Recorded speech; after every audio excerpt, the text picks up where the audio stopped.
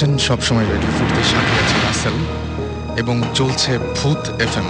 এবং ভূত এফএম আপনাদের সবাইকে আবারও কিরকম হচ্ছে আমি জাস্ট একটা ফান মজা আর কি। ওকে, সো ওখানে আমি গিয়ে শুনলাম যে ওখানে নাকি একটা বাসা আছে। একজন লোকাল একজন বললো যে ওই বাসাটা অনেকদিন ধরে খালি পড়ে আছে, ওই বাসাটাতে কেউ থাকে না, আচ্ছা, বাসাটাতে অনেক সমস্যা হয়। তখন আমি জিজ্ঞেস করলাম যে তাহলে মালিক কোথায় থাকে। তখন বললো যে মালিক অ্যাকচুয়ালি কানাডায় কোন একটা ইউনিভার্সিটির প্রফেসর, উনি কানাডার সিটিজেন হয়ে গেছে, উনি ওখানেই থাকে। বাট উনি এই বাসাটা অ্যাকচুয়ালি কিনেছে আরেকজনের কাছ থেকে, এবং এই বাসায় কেউই থাকে না, একটা কেয়ারটেকার জাস্ট বাইরে একটা বিল্ডিং এ থাকে। ওকে, সো তখন আমি বললাম যে আচ্ছা ইন্টারেস্টিং, তাহলে কি ওখানে ঢোকা যাবে কিনা। তখন আমরা যেটা করলাম যে পারমিশন নিতে গিয়ে মালিক নাই, সো কেয়ারটেকার বললাম যে দেখেন ভাই আমরা অ্যাকচুয়ালি রাত্রেবেলা একটু দেখতে চাই, শুনছি বাসাটা নাকি একটু অন্যরকম। কেয়ারটেকার বললো যে ঠিক আছে অসুবিধা নেই, আপনারা আসতে পারেন। তো রাতে আমি গেলাম, তখন তো অ্যাকচুয়ালি আমার ওইরকম টিভি শো ওই প্ল্যানগুলো প্ল্যান করে আমি ওখানে যাইনি। সো বাট ফরচুনেটলি আমার কাছে একটা হ্যান্ডিক্যাম ছিল, ছোট একটা ক্যাম্পকর্ডার ছিল। তো ছোট একটা ক্যাম্পকর্ডার, আর যে শুটিং এর জন্য ওই যে ওয়াকিটকি ছিল, রেড ডটের শুটিং ছিল। তো আমি শুভ্র ভাইয়ের কাছ থেকে আমি বললাম যে আপনার ওয়াকিটকি গুলো দেন, আমাদের লাগবে। আমরা 3 জন গেলাম তখন। ওকে, তো ওখানে ঢুকলাম। ইন্টারেস্টিং ব্যাপার হচ্ছে আমরা ঢুকেছি রাত 12:15টার দিকে।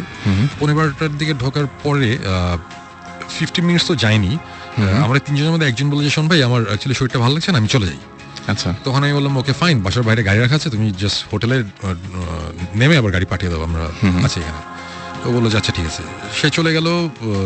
আমি আর আমার সাথে আরেকটা ছেলে ছিল, ইমরান নাম। ওকে, তখনও আমাদের কিন্তু এই ভূত স্ট্রিমটা হয়নি, আমি এটা ভূত স্ট্রিম হওয়ার আগের কথা বলছি। ওকে, ইমরান আর আমরা দুজন বাসাটার ব্যাপারটা মানে এটা বাসাটাতে ঢোকার পরে একটু অন্যরকম লাগছিল, একটু মানে ঠিক এই জিনিসটা অ্যাকচুয়ালি ঠিক আমি দেখাতেও পারবো না, মানে বোঝাতেও পারবো না, ফিলিংটা ভালো ছিল না। আচ্ছা, অস্বস্তি মানে হচ্ছে অস্বস্তি, মানে ঘাড় একটু ভারী ভারী লাগছে, কেমন জানি লাগছে, একটু অন্যরকম লাগছিল। সো আমি একটু পরে মনে করলাম যে হয়তো আমার প্রেশার টেশার বেশি বা কোনো একটা প্রবলেম হয়েছে। তো আমি তখন ইমরানকে জিজ্ঞেস করলাম, ইমরান তুমি কি ঠিক আছো, তোমার কেমন লাগছে? তখন বলে যে শুন ভাই আমারও কেমন জানি একটু ভালো লাগছে না। আচ্ছা, তখন আমরা সব একটা একটা করে দোতলা একটা বাসা, আমরা একটা একটা করে রুম ঘুরতে ঘুরতে শেষে আমরা আবিষ্কার করলাম যে 2টো রুম আছে, একটা দোতলায় কোনার একটা রুম, আর একটা হচ্ছে একতলায় কিচেনের পাশে একটা ঘরের মতন, ওখানে অনেক লাকড়ি টাকড়ি পড়ে আছে। হ্যাঁ, আচ্ছা, বাসাটা পুরো বাই দ্য ওয়ে, বাসাটাতে কোনো ইলেকট্রিসিটি নাই, পুরো ও মাই গড, এটা তো ধুলা নাই, ধুলা কিছু নাই, কোনো ফার্নিচার টার্নিচার তেমন কিছু নেই, 2-1টা শেলফ আছে, মানে এই বাসাটাতে কেউই থাকে না। এবং সবচেয়ে ইন্টারেস্টিং ব্যাপার যেটা আমাকে স্ট্রাইক করেছিল যে জিনিসটা, সেটা হচ্ছে যে বাসাটাতে ঢোকার সময় কেয়ারটেকার যখন বাইরে একটা তালা ঝোলানো ছিল, তালাটা খুলে দিয়ে কেয়ারটেকার দরজাটা খুলে বললো যে আপনারা যান। তখন আমি বললাম আপনি যাবেন না? বলল না। ওকে, সো মানে কেয়ারটেকার ওই বাসাটা পাহারা দেয়, ওই পাশে একটা ছোট বিল্ডিং এর মধ্যে একটা সার্ভেন্ট কোয়ার্টার আছে, ওখানে সে থাকে, সে পর্যন্ত ওই বাসায় রাতে ঢুকে না, তার নাকি অনেক এক্সপিরিয়েন্স আছে। সো তখন থেকে আমাদের মধ্যে একটা ইয়ে ছিল যে ব্যাপারটা কি একটু দেখি। সো আলটিমেটলি আমরা সব কয়টা রুম ঘুরতে ঘুরতে 2টো রুমে গিয়ে না বেশ অন্যরকম, মানে এটা ঠিক আমরা ঠিক বোঝাতে পারবো না, মানে গুজ বাম্প হচ্ছে খামাখাই, মানে কেমন জানি লাগছে। সো তখন আমি ইমরানকে বললাম, ইমরান এই 2টা রুম তো কেমন জানি লাগছে, একটা কাজ করি, তুমি একতলায় ওই রুমটাতে থাকো, আমি দোতলায় রুমটাতে থাকি। তো আমরা 2জন আলাদা হয়ে গেলাম, স্প্লিট আপ। সো সে নিচে, আমি উপরে ওয়াকিটকিতে কথা বলছি। হঠাৎ করে মনে হলো যে খুব উইয়ার্ড একটা নয়েজ পেলাম কোন একটা জায়গা থেকে, মানে এটা হচ্ছে অনেকটা বিড়াল কাঁদে না মানুষদের মতন করে, বাচ্চাদের মতন করে, ওটা ঠিক বিড়ালের কান্নার আওয়াজ ঠিক না, আওয়াজটা হচ্ছে ফর এন এক্সাম্পল, মানে আমি যদি এইভাবে বলি যে একটা বিড়াল কাঁদতে চাচ্ছে, কিন্তু কেউ যদি বিড়ালের গলাটা চাপতে ধরে রাখে, মানে তার আওয়াজটা আসতে চলে যাচ্ছে, মানে আটকে যাচ্ছে আর কি। জিনিসটা খুব উইয়ার্ড লেগেছে। এবং এই আওয়াজটা একতলায় ইমরান ছিল, সেও শুনেছে, আমি দোতলাতেও শুনেছি, একই আওয়াজ। এবং কিন্তু আওয়াজটা কিন্তু খুব ফেইন্ট একটা আওয়াজ। ইমরান উপরে আসতে বলে যে শুনবে আপনি কিছু শুনছেন? আমি বললাম যে হ্যাঁ আমি শুনছি। তা আমরা আশেপাশে রুম টুম ঘুরতে ঘুরতে হঠাৎ বললাম যে আবার আওয়াজটা পেলাম, তখন বুঝলাম আওয়াজটা ছাদ থেকে আসছে। আমরা দৌড়ে 2জন ছাদে গেলাম, ছাদে গিয়ে দেখলাম যে ছাদে কিছু নাই, নিচে ধূপ টাইপের একটা আওয়াজ হয়েছে। আমরা আবার নিচে আসলাম, নিচে এসে দেখলাম নিচে কিছু নাই। তারপরে আমি দোতলায় যে রুমটাতে ছিলাম, ওই রুমে একটা ক্লোজেট ছিল, দেয়ালের মধ্যে একটা আলমারি টাইপের দেয়ালের সাথে লাগানো ছিল। তো ওটা আমরা অনেক টেনে খোলার চেষ্টা করছিলাম, ওটা পারছিলাম না। ইন্টারেস্টিং ব্যাপার হচ্ছে আমরা যখন উপরে ছাদে গেলাম, ছাদ থেকে যখন নিচে আসলাম, এসে দেখলাম যে ওই দোতলার ওই রুমটার একটা পাল্লা অলরেডি ওপেন, খোলা। সো তখন আমার এক্সপ্লেনেশনটা হচ্ছে আমরা অনেক টানাটানি করেছি, বাসাটা অনেক পুরানো, ওটা তখন লুজ হয়ে গেছে, আমরা যখন উপরে গেছি তখন জিনিসটা খুলেছে। সো এটার সাথে ভৌতিক কিছু নাই। সো ব্যাপারটা এরকম। বাট এতটুকু আমি বলবো যে আমরা যতক্ষণ এই বাসার মধ্যে ছিলাম, আমাদের একটা সময় এসে বুঝলাম যে আমাদের মানে মাথা টাথা অনেক ভারী হয়ে যাচ্ছে, মানে এই জিনিসটা কখনই আমি বোঝাতে পারবো না যে ফিলিংটা কি, মানে অনেকটা জ্বর আসলে যেরকম লাগে ওইরকম একটু ওরকম লাগছিল।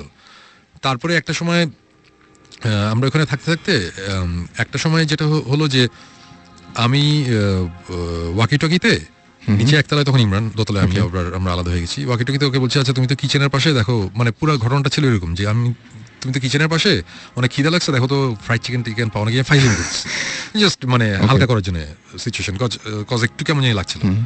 আমার কথাটা তখন শেষ হয় নাই, ঠিক আমার পায়ের পিছনে, এক হাত পিছনের দিকে হবে, মানে ফ্লোরের মধ্যে মনে হলো যে খুব জোরে, মানে ভয়ঙ্কর জোরে একটা আওয়াজ, মানে কেউ একটা কিছু দিয়ে ফ্লোরের মধ্যে খুব জোরে বাড়ি দিল। আচ্ছা, ঠাস করে একটা আওয়াজ, এবং আমি ডেফিনেটলি আমি ভয় পেয়েছি। আমি সাথে সাথে ঘুরেছি যে কি, এটা একটা অ্যাবান্ডেন্ট একটা বাসা, দোতলা একটা রুমের মধ্যে আমি আছি এবং এই রুমে কিচ্ছু নাই, কোনো একটা ফার্নিচার নাই, হঠাৎ করে কিসের আওয়াজ। আমি ঘুরে আমি কিছু দেখিনি। আওয়াজটা এতই জোরে হয়েছিল, মানে বেশ জোরে। ইমরানও দৌড়ে উপরে চলে এসেছিল, যে মানে সেও ভয় পেয়েছে যে উপরে কি হচ্ছে, এবং তখন আমরা বেশ ভয় পেলাম। তখন তারপর থেকে ওই আওয়াজটার পরে নেক্সট 30 মিনিটসের মতন যাবতীয় জিনিসপত্র আমরা এক্সপিরিয়েন্স করেছি, যাবতীয় জিনিসপত্র। মানে আমি ঠিক এটা, আমি কিন্তু বলছি না যে আমরা ভূত দেখেছি, আমি বলবো না যে সাদা শাড়ি পরে একজন এসে সামনাসামনি দেখা গেছে, এরকম কিছু না, নাথিং লাইক দ্যাট। বাট আমরা যেসব জিনিসপত্র এক্সপিরিয়েন্স করেছি, এটা মানে আমি এখন বলছি না, এগুলো জিনিসপত্র সবই ডেফিনেটলি ভৌতিস্টের যখন টিভি শোটা আসবে ওখানে আসবে, বাট এরকম কিছু জিনিসপত্র আমরা এখানে দেখেছি যেটা কোন অবস্থাতেই বাংলাদেশের একটা মফস্বল টাউনের একটা বাসার মধ্যে, যে বাসাটা 70-80 বছর আগে বানানো হয়েছে, সেই বাসায়, ওই বাসার কনস্ট্রাকশন, মানে বাসাটা বানানো যে হয়েছে, সে আমি একটা সাইন দেখেছি একটা ফ্লোরের মধ্যে খোদাই করা মোজাইকের মধ্যে, এগুলো জিনিস থাকার কথা না। এগুলো খুব আমি জাস্ট এতটুকু ভেঙে বলি যে সাউথ আমেরিকান ডেভিল ওয়ার্শিপ করতে গেলে যেসব জিনিসপত্র লাগে, ও মাই গড, যে টাইপের জিনিসপত্র লাগে, আমি এই টাইপের কিছু জিনিসপত্র আমরা ওখানে দেখেছি।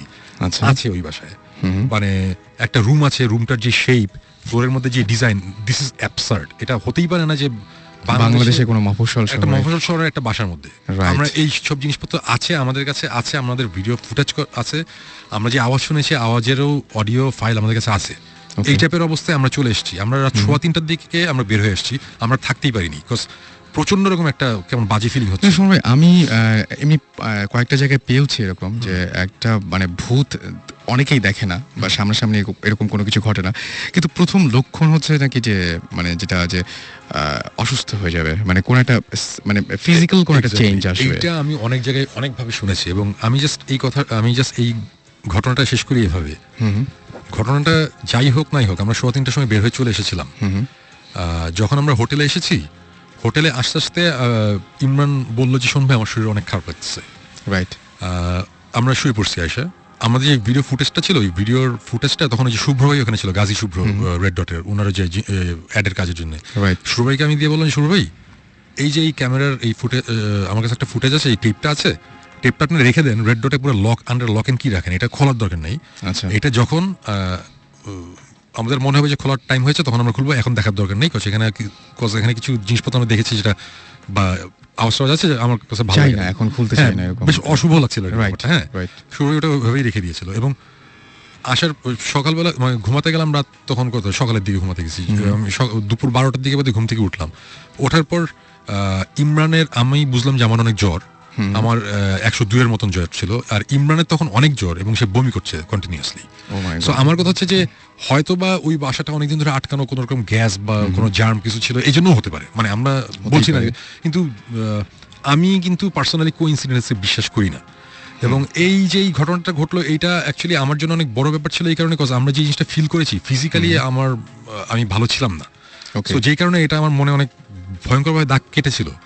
এবং গেস হোয়াট, আমরা ভৌতিক টিমটা আবার যখন ফর্ম করার পর প্রায় 1-1.5 বছর পরের কথা, ওই ফুটেজ আমরা নিয়ে বের করলাম আবার, আচ্ছা, দেখার জন্য। তা আমি তো এর আগে ফুটেজটা ওই যে জাস্ট ছোট ওই যে মোবাইলের মধ্যে ছোট ফাইল করে মোবাইলের মধ্যে দেখতাম, সো রেজলিউশনও ভালো ছিল না। যখন আমরা ওই টেপ থেকে, আমি একটু জাস্ট ইন্টারাপ্ট করি, সোহন ভাই ফুটেজ আমাদেরকে প্রথমে দেখাতে চাইনি। আচ্ছা, মানে তখন আমরা ভৌতিক টিম সবকিছু ছিল না, এই না সে না, ওনার শরীর একটু খারাপ ছিল for long time, so he was like না, এটা এখন দেখার দরকার নেই এসে। কিন্তু উনি ওই ঘটনা কিছুটা আমাদের বলেছিলেন।